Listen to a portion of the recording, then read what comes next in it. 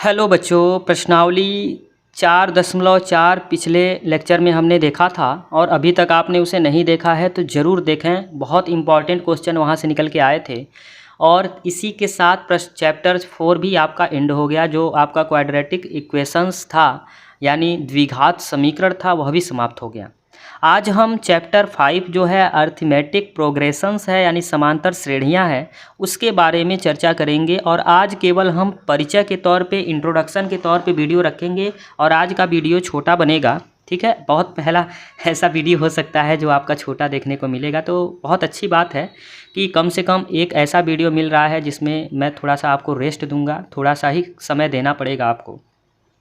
परिचय क्या है इसका? बहुत सिंपल और सरल है। और आपको एक बात और बता दें, कभी भी किसी भी परिभाषा को, किसी भी टॉपिक का परिभाषा होता है, खास करके स्पेशली मैथमेटिक्स में, तो आपको उसको इजी वे में समझना जरूरी होता है। जैसे अगर परिचय की बात करें तो यहाँ पर नाम ही है समांतर श्रेणियाँ। समांतर श्रेणियाँ, समांतर की अगर बात करें तो अंतर में समान, अंतर में जो समान होता है उसी को समांतर कहते हैं। अब जो अंतर में समान है उस प्रकार की श्रेणियाँ, तो अब यहाँ से आप चाहें तो परिभाषा बना सकते हैं कि समांतर श्रेणियाँ एक ऐसी श्रेणियाँ होती हैं जिसमें श्रेणियों को समान अंतर में रखा गया होता है। जैसे या तो उनको पिछले पद के यानी पूर्व पद में से जोड़ के प्राप्त किया गया हो या फिर पूर्व पद में से घटा के प्राप्त किया गया हो, और वह समान होना चाहिए। अंतर जो होता है जोड़ के भी और घटा के भी, दोनों तरीके से आप प्राप्त कर सकते हैं। इसको समझना है तो अभी मैं उदाहरण रखूंगा आपके सामने। उदाहरण जब मैं रखूंगा तो आप उदाहरण से ज़्यादा क्लियर हो पाएंगे, लेकिन अभी चीज़ों को समझिए क्या क्या पॉइंट आ रहा है, फिर आप उदाहरण में चलेंगे। जैसे मैं एक छोटा सा अगर बात करूँ तो मैंने बताया कि समांतर श्रेणी जो होती है अंतर में समान होती है, और एक प्रकार का ऐसा श्रेणी होता है, एक ऐसा सीरीज होता है, एक ऐसा पैटर्न तैयार होगा, उसको लेके चलना होता है। तो देखते हैं, जैसा कि हमने कहा उदाहरण, तो एक उदाहरण ले लेते हैं। एक उदाहरण मैं लेता हूँ छोटा सा। हमारे पास एक ऐसी संख्या लिखी गई है, जैसे हमने लिखा है 4, 10, 16, 22, ऐसे चल रहा है। अब यहाँ पर क्या देखने को मिल रहा है कि 4 और 10 के बीच का जो अंतर है वो 6 का है। तो पूर्व पद में से पहले पद को यहाँ पर घटा के कि जोड़ के, अब देखिएगा तो 10 में से क्या घटाएं 4 मिलेगा, तो 6 घटा रहे हैं ना, तो घटाने पे मिल रहा है। इसी तरह 16 में से क्या घटाएं 10 मिलेगा, तो 6। इसी तरह 22 में से क्या घटाएं 16 मिलेगा, 6। ऐसे सीरीज चल रहा है। और इधर से अगर इधर की ओर जाएँ तो +6 का डिफरेंट चल रहा है, यानी 4 में 6 जोड़ रहे हैं 10, 10 में 6 जोड़ रहे हैं 16, 16 में 6 जोड़ रहे हैं 22। इस तरह से आपका पैटर्न मिल रहा है। तो यही पैटर्न जो है ना, ये देखिए समान चल रहा है कि नहीं, यानी इनके दो पदों के बीच का अंतर देखिए समान चल रहा है। तो बस यही आपका कहेंगे कि यह जो है वो आपका एपी के फॉर्म में है। एपी को अर्थमेटिकल प्रोग्रेशन यानी समांतर श्रेणी, इसको शॉर्ट में एपी लिखते हैं। तो आपसे पूछा जा सकता है कि बताइए यह श्रेणी जो दी गई है वो समांतर श्रेणी है कि नहीं, तो बिल्कुल एपी के फॉर्म में है। अब इसको मैं चाहूँ तो ऐसे भी लिख सकता था। कैसे? चीज़ों को समझिएगा, यानी माइनस के भी फॉर्म में हो सकता था।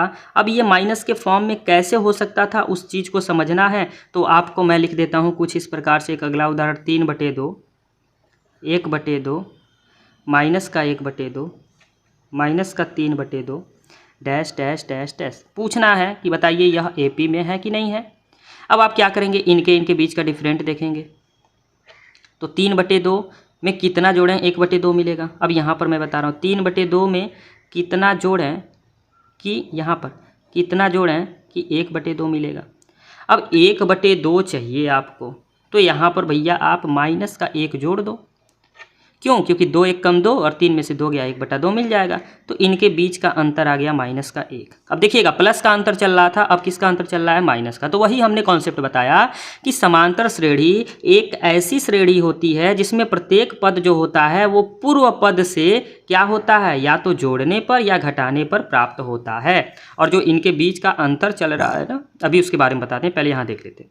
इसी तरह इनके बीच का अंतर देखेंगे, यहाँ भी कितना आएगा, -1। इनके बीच का अंतर देखेंगे तो यहाँ भी कितना आएगा, -1। तो कह देंगे कि यह किस प्रकार का है, यह भी अर्थमेटिकल प्रोग्रेशन है यानी समांतर श्रेणी के रूप का है। अब यहाँ पर ध्यान दीजिएगा, ये जो 6 6 6 मिला है ना, ये जो बीच का अंतर है, यानी जो समान अंतर मिल रहा है, जो समान अंतर वाली जो संख्या है मिल रही है ना, ये समान अंतर की जो संख्या मिल रही है, इसी को सार्व अंतर बोलते हैं। क्या बोलते हैं? सार्व अंतर, यानी सभी में समान मिलेगा, सभी में अंतर समान मिलेगा, जिसको हम डी से प्रदर्शित करते हैं। तो इस उदाहरण में सार्व अंतर आपका कितना था? 6, और इस उदाहरण में, ठीक है, सार्व अंतर आपका कितना था? -1। अब जहां से शुरू हो रहा है तो सार्वंतर सब जगह बराबर है, तो डी का इक्वेशन देखिएगा क्या क्या बनता है। डी जो हो रहा है दूसरे में से पहले को माइनस करने पे मिल रहा है, और डी जो मिल रहा है तीसरे को दूसरे में से माइनस करने पर, और डी जो मिल रहा है वो चौथे को तीसरे में से माइनस करने पर। इसी तरह से इसका पैटर्न चलेगा, यानी दूसरे में से पहले को, चाहे तीसरे में से दूसरे को, चाहे चौथे में से तीसरे को, चाहे पाँचवें में से चौथे को, चाहे छठवें में से पाँचवें को माइनस करेंगे तो सब के सब बराबर होगा, और वह किसके बराबर होगा? डी के बराबर होगा। यही आपका सार्वंतर है। थोड़ा सा मैं और ऊपर करूँ, और चीज़ें आपको बताना चाह रहा हूँ। और साथ ही साथ आप एक चीज़ और ध्यान दीजिएगा कि ये जो पद चल रहा है ना, ये ऐसे होता है। ये जो AP होता है ना, AP, ये कैसे होता है? ऐसे A1 A2 A3 A4 A5 A6 A7 ऐसे सीरीज चलता है, यानी ऐसे आपका होगा। ये अर्थमेटिकल प्रोग्रेशन है, AP के फॉर्म में है। जो D आपका A2 में से, A1 A3 में से। अब D का एक और सीक्वेंस होता है, पहले में D को जोड़ा जाए, पहले में D को जोड़ा जाए। यहाँ से ध्यान से समझिएगा, पहले रुक जाइए, इसको ना लिख के पहले चीज़ों को समझ लीजिए। ए क्या है? ये A1 जो है ना, A1 ये आपका प्रथम पद कहलाता है। A1 को हम A भी कहते हैं। A2 आपका द्वितीय पद कहलाता है। A2 इसी तरह से आपका A3 A4 A2 जो द्वितीय पद होता है ना, वो कैसे मिलता है? A में D को जोड़कर। A में D को अगर आपने जोड़ दिया तो द्वितीय पद मिल गया। इसी तरह से तृतीय पद जो होता है, तृतीय पद, अब A में 2D को जोड़ दें तो तृतीय पद मिल जाएगा। समझ में आया? समझिएगा। जैसे यहाँ 4 में 6 को जोड़े तो कितना मिला? 10 मिला कि नहीं?